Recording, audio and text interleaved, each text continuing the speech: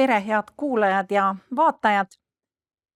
Ma tänase veebijutluse alguseks tahaksin rääkida ühte toredat kogemust, kus jällegi mina nägin ja ma usun, et ka need, kes kuulevad, võivad ka siit sellist paralleeli tõmmata, et kuidas meie armuline taevane isa meid teab valmistada nende ülesannete jaoks, mis temal meie jaoks ees on, aga millest meie veel mitte midagi ei tea. Ja lugu oli siis selles, et eelmine pühapäev mina hommikul mõtlesin vaimulike asjade peale ja mul hakkasid järjekorras tulema tekstid ja selline tunne, et taevaisa justkui valmistab meid millegi jaoks. Ja ma kirjutasin ja kirjutasin, ma olen alati harjunud ikka üles kirjutama, kui mõni selline hea vaimulik mõte tuleb ja eriti, kui need üksteisega veel seotud on. Ja ise veel mõtlesin seal juures, et ma tean, et mul järgmine jutlus on alles 20 päeva pärast. Ja et miks ime pärast taevaisa mind nii vara valmistab selle jutluse jaoks. Aga kõik tuleb kirja panna ja kõigil soovitan, kui tulevad head vaimulikud mõtted, pange kirja, et meelest ära ei läheks. Ma usun, et see on Jumalale meeldiv tegevus ja ta ei taha, et kui tema meile mingid asjad mõttesse annab, et me nad lihtsalt mööda laseme. Ja siis oligi nii, et mul oli jutlus peaaegu valmis ja see oli pühapäev ja esmaspäeval kirjutab Kaile mulle sõnumi ja küsib, et kas salvestame veebijutluse. Ja selles mõttes oli see hästi selline tore juhtimine, aga see oli juhtimine ka selles mõttes, et ma ei saanud öelda, et ma ei tule. Kuna Jumal oli juba mulle kätte andnud selle, mida ta tahtis, et ma räägiks. Ja nüüd enne, kui me hakkame seda lahti harutama, mida ma siis tol hommikul üles kirjutasin, oleme koos palves ka. Kallis taevaisa, me täname sind, et sa nii hea oled ja nii väga igatsed meie tähelepanu endale saada. Igatsed, et me paneksime tähele, mida sa ütled ja et meie paneksime tähele seda ka selle mõttega, et teistele edasi anda.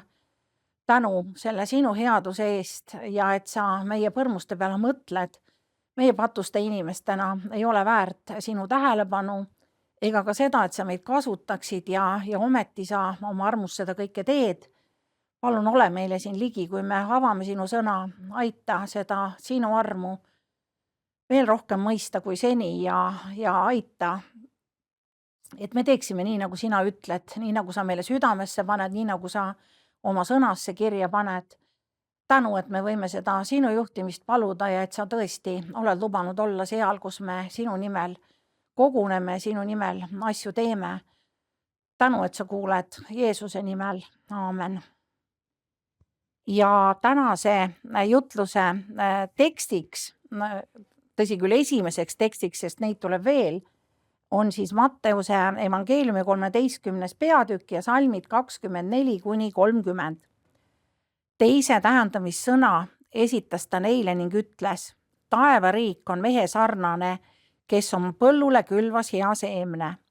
Aga inimeste magades tuli ta vaenlane ja külvas lustet nisu sekka ja läks ära.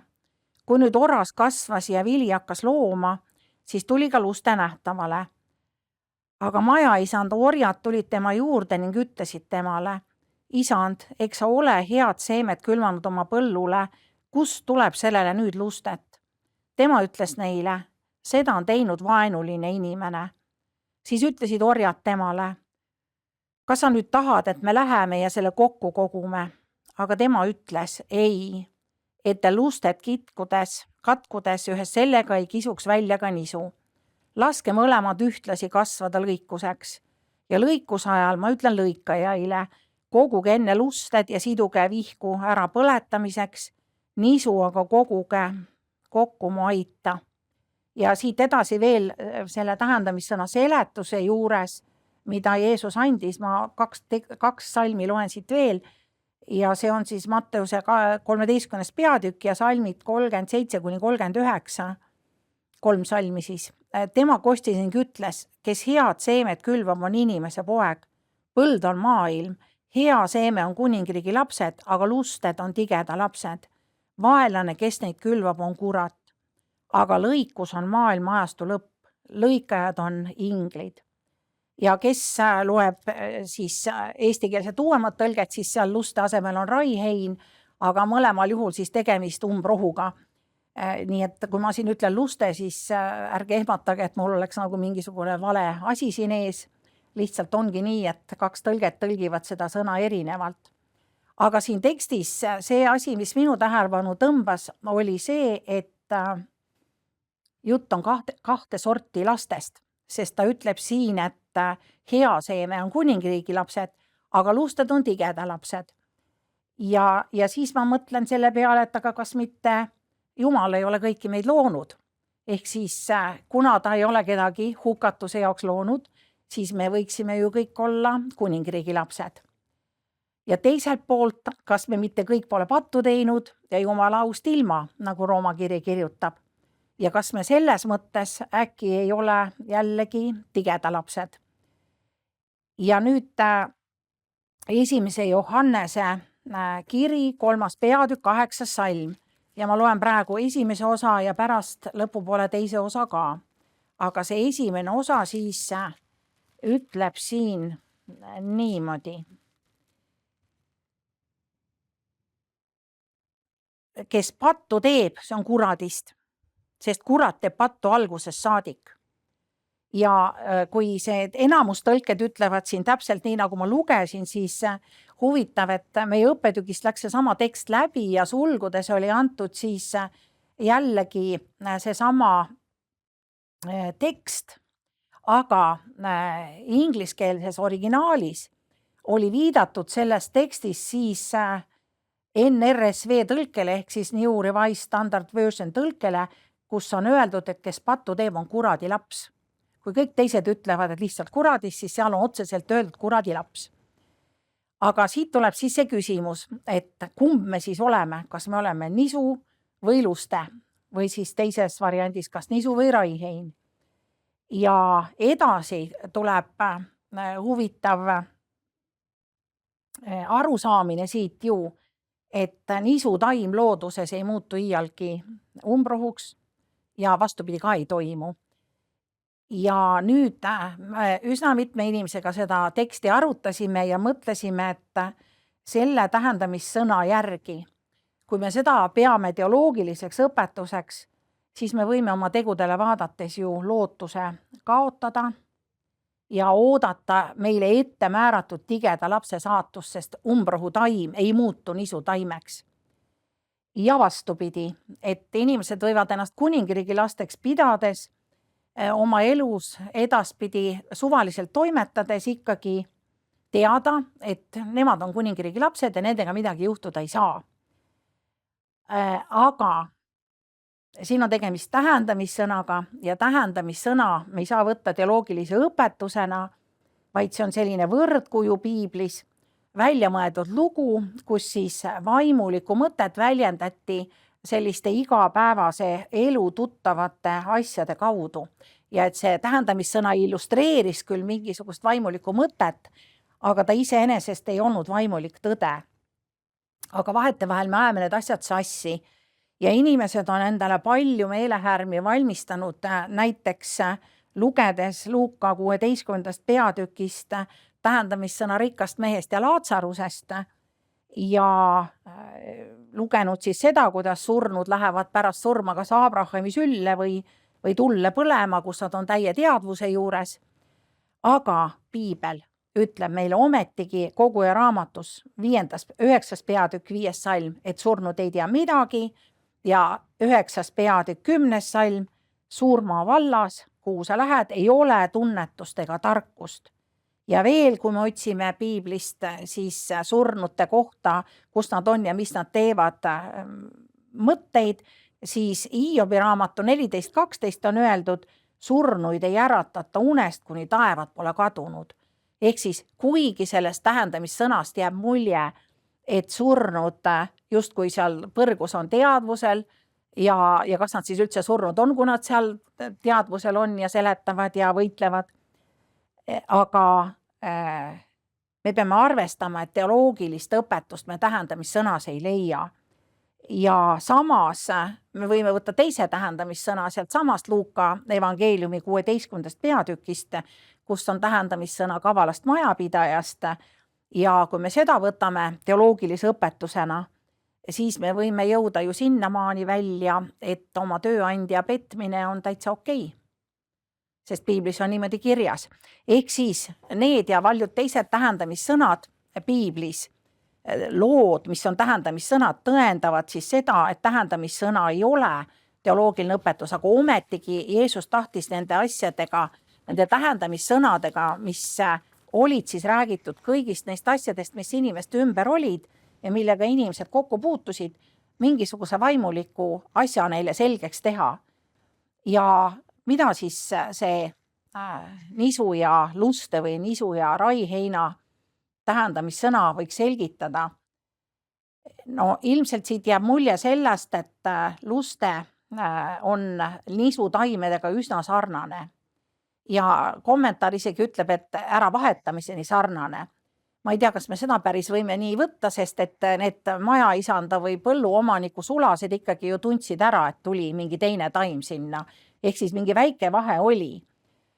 Aga Jeesus, kui ta nüüd seda tähendamissõna rääkis, siis ta mõtles sellest, et kuningriigi lapsed ja tigeda lapsed võivad väliselt sarnased olla. Ja sellist õiget eristamist me kuni vilja valmimiseni ikkagi ei suuda teha. Ja on teada ka seda, et kui nisuvili on selline hele kuldne, siis raiheina seemned on täiesti mustad. Ehk siis, kui need viljad valmis saavad, siis on vahe ilmselge, aga kuni vili kasvab, me ei saa seda vahet teha. Me saame siit selle arusaamise ka, et majaisanda orjad ei pidanud umbrohtu välja katkuma ja meie Jumala sulastena ei pea ka kedagi välja katkuma. Head ja kurjad saavad ilmsiks siis, kui lõikusaeg on käes ja see tähendamissõna räägib, millal on lõikusaeg maailma lõpul ja isegi siis ei lõika inimesed, vaid lõikavad inglid. Ehk siis meie ei tee otsuseid inimeste kohta, Jumal teeb neid otsuseid. Avaliku patu kohta me võime otsuse teha, kui see on tõesti ilmselge ja siis ka me ei tee otsust inimese kohta või me teeme selle inimese teo kohta otsuse. Ehk siis meie ei tee otsuseid. Ja ma usun, et kõik meie, kes me kas või ühe peenra oleme kunagi puhtaks rohinud, teame, kui kerge on umbrohtu välja kiskuda välja ka meile väärtuslikke taimi või neid kahjustada. Ma usun, et see on jälle see tähendamissõna, mida me rahulikult võime tänasesse päeva tuua. Ja siin öeldakse meile, et tegelikult, et meie Jumala põldu rohima ei pea. Meile teinekord tundub, et me peame tegema otsuseid ja neid otsuseid ellu viima, aga meie ei pea Jumala põldu rohima. See ei ole meie ülesanne. Ja õnnetuseks on nii ka, et ennast kristlasteks pidavate inimeste otsuste ja tegevuse tõttu on paljud inimesed usu kaotanud. Kui me võtame kas või keskajal, kui inimesi nende usu pärast saadeti tuleriidale inimeste poolt, kes pidasid ennast kuningriigi lasteks. Ja need teod ehmatavad tänapäevani väga paljusid inimesi kristlusest eemale. Kui me oleme inimestega rääkimas neid vaimulikke asju, siis inimesed ütlevad, vaadake, mida Jumal on teinud. Need teod, mida kristlased teevad, need omistatakse Jumalale ja see on nüüd asi, mis jälle peab meid mõtlema panema, et kas on meie asi kedagi saata tuleriidale. Aga nüüd üks tekst piiblist veel ja see on Luuka evangeeliumi 9. peatükk ja salmid 51–56. Ja siin on öeldud niimoodi. Ja sündis, kui tema ülesvõtmise päevad olid täis saamas, et ta suundust kindlasti minema Jeruusalemma poole. Ja ta läkitas käskjalad enese eele. Ja need läksid ja tulid ühte samaarlaste külla valmistama tema öömaja. Ent need ei võtnud teda vastu, sest ta oli minemas Jeruusalemma poole. Kui ta jüngrid Jakoobus ja Johannes seda nägid, ütlesid nad, issand, kas sa tahad, et me käsime tulla tule taevast maha ja nad hävitada? Ja ta pöördus ümber ja sõitles neid. Ja nüüd eestikeelsed kaasaegsed piiblid siin lõpetavad, aga eesti keele vana tõlge aastast 1739 ja ka üsna tuttavad ingliskeelsed tõlked ütlevad siia juurde, pärast seda sõitlemist ja ta ütles, teie ei tea mitte, missuguse vaimu päralt te olete, sest inimese poeg ei ole mitte tulnud inimeste hingesid hukka saatma, vaid ära päästma. Ja edasi on siis jälle öeldud nii nagu meil siin, et ja nad läksid teise olevisse. Ja jällegi on siin siis lugu, kus kaks innukat jüngrit tahavad head teha, tahavad õiglust jalule seada ja on valmis siis selle küla peale tule saatma ja nad ära hävitama. Ja Jeesus ütleb, et ei tea, millise vaimu päralt te olete. Jällegi kinnitatakse seda sama mõtet, mis on nisu ja luste tähendamissõnas, et meie ei tee neid otsuseid inimeste kohta.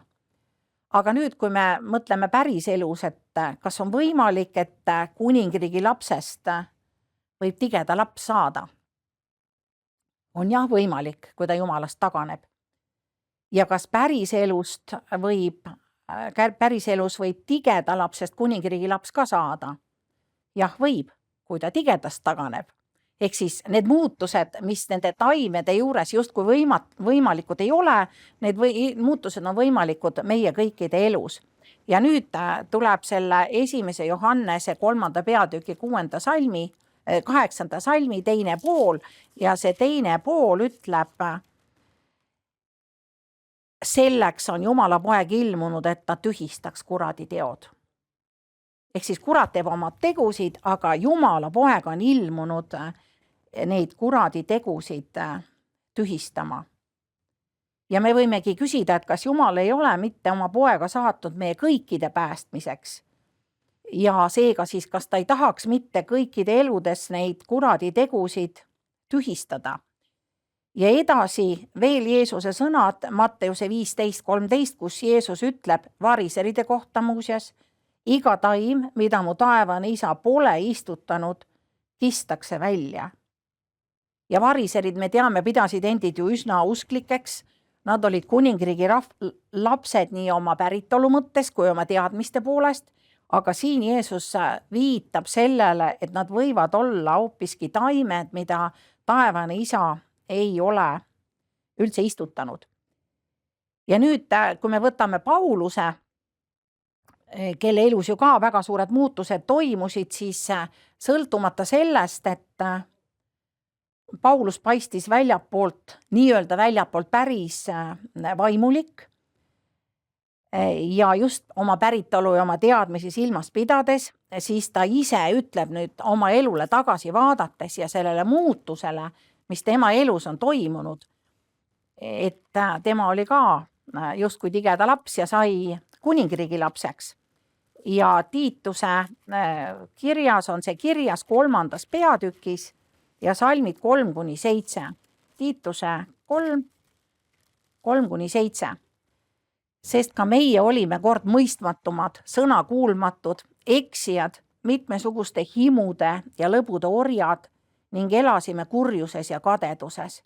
Olime vihatavad ja vihkasime üksteist. Aga kui Jumala, meie õnnistegija, heldus ja inimese armastus ilmus, siis ta päästis meid.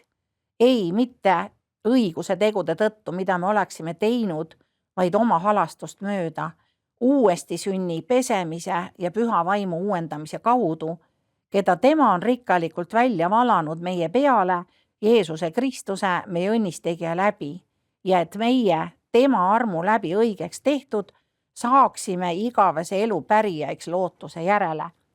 See tekst räägib üsna huvitavaid asju Pauluse kohta, keda me üldiselt oleme pidanud ju moraalseks inimeseks ka enne seda, kui tema sai Kristuse jüngriks, kui tema sai Jeesusega tuttavaks ja ise ta ju ütleb enda kohta ka, et ta oli täiuslik käsuõiguse poolest, aga siin ta ütleb enda kohta päris sellised tõsised sõnad, et ta oli eksija, ta oli mitmesuguste himude, lõbude ori, elas kurjuses ja kadeduses, vihkas kõike seda, mis on omane tigeda lapsele. Ja kui mina vaatan oma elu peale ja vaatan oma elu just sellel perioodil, kui ma veel Jumalat ei tundnud, siis ma olin ju ka ehtne tigeda laps nii seestpoolt kui väljastpoolt vaadates ja tegin kõike seda, mida iganes võis Jumala poolt vaadates valeks pidada. Aga see tekst ütleb seda, millal toimus muutus Pauluse elus ja see tekst räägib selles mõttes ka meile, millal toimub muutus meie elus, isegi siis, kui me oleme justkui Jumalat tundnud ja siis millegipärast kas ära taganenud või lootust kaotamas. Ja see tekst ütleb, et kui meie Jumala, meie õnnis tegija heldus ja inimese armastus ilmus, siis ta päästis meid. Ehk siis meiega toimub midagi, kui Jumala, meie õnnis tegija heldus ja inimese armastus ilmub. Me hakkame hoopis teistmoodi elule vaatama ja kui meie saame aru, kuidas Jumal meid armastab ja ma usun, et meil tuleb ühte lugu selle meeldetuletuse juurde tulla, kuidas Jumal meid armastab, siis me ei taha enam kuulata tigedat, me ei taha talle kuuletuda, me ei taha enam olla tigeda laps. Ja sõltumata sellest kurjast, mida me oleme teinud, Jumal päästab meid uussünni kaudu ja pakub meile uut algust. Ehk siis, kui me rääkisime kuningriigi lastest ja tigeda lastest ja meie oma tegude põhjal võiksime ennast sageli võib-olla sinna tigeda lasteks lugeda, siis tema annab meile uue alguse. Ja tema ütleb, et usu läbi temasse, sellesse, mida tema meie eest on teinud, annab ta meile uue võimaluse ja nüüd ta paneb meid uue seemnena oma kuningriigi lapsena kasvama, sõltumata sellest, mida me ennem kokku keerasime. Kui meie tuleme ja kui meie tunnistame oma viga ja kui me saame aru, kuidas Jumal meid armastab, selleks, et meid päästa on Jumal oma poja andnud, siia surma, siia mõnitada, pilgata, kahtlustada, kõike seda on Jeesus talunud ja saatan viimse hetkeni üritas teda sealt tee pealt kõrvale saada, et ta seda ohvrit meie eest ei tooks, aga me teame, et ta tõi selle ohvri. Ja selle ohvri tõttu oleme me kõik olukorras, kus meile pakutakse uut algust. Ükskõik mis seisus, ükskõik mida me oleme teinud, Jumal ütleb, et ma tahan nüüd sind uuesti panna kasvama sinna oma põllule. Ja nüüd oled sa kuningriigi laps. Ehk kui me rääkisime sellest, et nisu taim ei muutu lusteks ja lust ei muutu nisuks, siis ei muutugi, aga Jumal teeb meist uue taime niimoodi, et ta annab meile uue võimaluse. Ja kui me nüüd ühelt poolt oleme justkui maja isand orjad, teeme otsuseid teiste kohta või vähemalt meil on vahest tahtmine neid teha ja teiselt poolt me oleme ühed isemoodi nisutaimed või raiheinataimed, kes saavad otsustada, kuidas me tahame jätkata, siis ometigi ei need orjad, teised orjad ega teised taimed ei pea meie eest otsustama ja ei pea ka meie üle otsustama, ehk siis meie otsused on meie teha, isegi siis, kui inimesed teevad meie kohta mingeid valesid otsuseid ja Paulus oli Korintoses ju olukorras, kus tema kohta tehti igasuguseid otsuseid ja ta ütleb seal niimoodi, et ei ükski inimlik kohtupäev, aga ükski inimene ei saa tema üle kohut mõista. Ehk siis meiega on samamoodi. Meie ei pea teiste otsuseid, ka meie kohta tehtud otsuseid kuulda võtma, aga me ei pea ise neid otsuseid ka tegema. Ja me võime igaüks oma elus vaadata, kui kalduvad me vahest neid otsuseid tegema oleme. Ja kui kalduvad me oleme inimesi jagama kahte lehte, ühed on meie meelest saatanast ja teised ei ole saatanast. Me ei tea, mis seal inimese sees toimub ja meie ei tea ka seda hetke, millal Jumal sellele inimesele uue alguse annab. Selle uue taime sinna oma põllule külvab, nii et jätame need otsused ka oma mõtteis tegemata, sest et ka meie mõtted mõjutavad meie sõnu ja tegusid ja suhtumist inimestesse. Ja nüüd veel üks tekst Peetruse kirjast, 1. Peetruse 2 ja 24 on siin kirjutatud niimoodi. Kes meie patud ise kandis üles ristipuule oma ihus, et meie pattudele ära sureksime ja elaksime õigusele, kelle vermete tõttu te olete terveks saanud. Ehk siis Jeesus kandis meie patud ristipuule oma ihus, et meie võiksime neile ära surra. Ehk siis kui me elus on tegevused, võib-olla ka sõnad, millest me teame, et nad tegelikult ei ole Jumala poolt antud, et see on justkui tigeda sisendus meile, siis me võime neile ära surra. Täpselt samamoodi nagu see, umbrohu taim seal põllul võib ära surra ja teda ei ole enam ja Jumal annab uue alguse ja ütleb, et aga sa oled nüüd kuningriigi laps.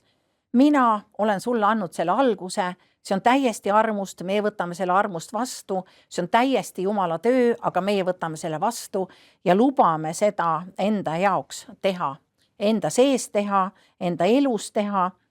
Ja nüüd viimane tekst ka, mis tegelikult kinnitab taaskord seda, et uus algus on võimalik ja et meie saame teha stoppi, siis kui meie elus on halvad asjad, pahad asjad ja tundub, et need mõistavad meid hukka ja mõistavadki hukka, siis Jumal annab meile uue alguse. Ja see tekst on nüüd pärit Hesekeli raamatust ja 18. peatükist ja salmid 20–24 ja siin on öeldud nii. Hing, kes teeb pattu, peab surema. Poeg ei kanna isa süüd ja isa ei kanna poja süüd. Õige peale tulgu tema õigus ja õela peale tema õelus. Aga kui õel pöördub kõigist oma pattudest, mis ta on teinud ja peab kõiki mu seadlusi ja teeb, mis on kohus ja õige, siis ta peab tõesti elama. Ta ei sure. Ühtki tema üleastumist, mis ta on teinud, ei tule meelest pidada. Oma õiguse pärast, mida ta on osutanud, peab ta jääma elama. Kas mul tõesti peaks olema hea meel õela surmast, ütleb issand Jehova, kas mitte sellest, et ta pöördub ära oma teedelt ja jääb elama. Ja kui õige pöördub oma õigusest ja teeb ülekohut, teeb kõiki neid samu jäledusi, mida õel teeb, kas ta peaks jääma elama. Ühtki tema õiget tegu, mis ta on teinud, ei tule meeles pidada. Oma truudusetuse pärast, mida ta on osutanud ja oma patu pärast, mida ta on teinud, peab ta surema. Ehk siis siit jälle tuleb välja see, et me võime panna stoppi ja see minevik, meie minevik, kui ta isegi on olnud väga-väga tume ja me ise võib-olla ennast ka mõistame hukka, Jumal teeb selle stoppi, see moment, kui meie otsustame talle kuuluda, sest õigeid tegusid meie ise ei tee ja me ei peagi mõtlema, et me suudame need ise teha. Aga Jumal on ütelnud, et tema teeb neid meis. Ja see tekst ka, millest me ennem rääkisime, see Tiituse tekst, ta ütleb ju ka niimoodi, et see õnnis tegija Jeesus, et ta teeb meid tema armu läbi õigeks. Ja siis me saame igavese elu pärijaks lootuse järele. Nii et kui ta saab meid uuesti sünnitada ja kui me teame, et me sõltume temast, aga tema armastab meid, siis me teame ka seda, et ta teeb meid õigeks. Et see vili, kui üks päev seda koguma hakatakse, on see õige vili ja mitte sellepärast, et meie oleme nii tublid ja head, vaid sellepärast, et me oleme oma nõrkuse abituse ära tundnud ja me oleme Jumala headusega ära tundnud selle, et tema on huvitatud igaühe päästmisest. Nii et ei loe see, kus sa oled alustanud, ei loe see, kellena sa oled alustanud, loeb see, kus ja kellena sa lõpetad. Ja lubame siis ennast Jumala armu läbi sellest kurjast ja hukatusest päästa ning igas mõttes tema kuningriigi lasteks teha. Ja jätame selle teiste inimeste üle otsustamise armulise Jumala hooleks. Aamen. Teeme palve ka siia lõppu veel. Kallis taeva, me täname sind, et sina oled meile tee valmistanud, tee välja kõigest sellest, mida me oma elus oleme korda saatnud, kui see on kuri olnud ja sa tead, kui sageli see on kuri olnud, sõltumata meie päritolust ja sõltumata sellest, mida me teame, aga tänu, et sina pakud meile uut algust, et sina ütled, et me ei pea olema need tigeda lapsed, kes ühel päeval hukkuvad, vaid et sina tahad meis kasvatada oma head vilja ja tänu, et me võime kõik selle vastu võtta armust. Siin ei loe ei meie tarkus, rikkus, andekus ega muud võimed, vaid see on sinu arm ja õpeta meid ära tundma seda armu ja õpeta meid tundma ka seda, et me vajame seda armu ja tänu, et sina oma armus meid kõiki päästad ja pühitsed ja et see on võimalik päev-päevalt sinuga koos minna ja lubada sinul üha rohkem meie kaudu ja meie sees oma head tööd teha. Aitäh risti eest, kus sa selle võimaluse muretsesid, et sa saad tulla meie ellu, et sa saad tigedad teod tühistada ja õpeta meid seda vastu võtma, õpeta meid väga tänulikud olema ja selles sinu armus astuma. Jeesuse nimel, aamen.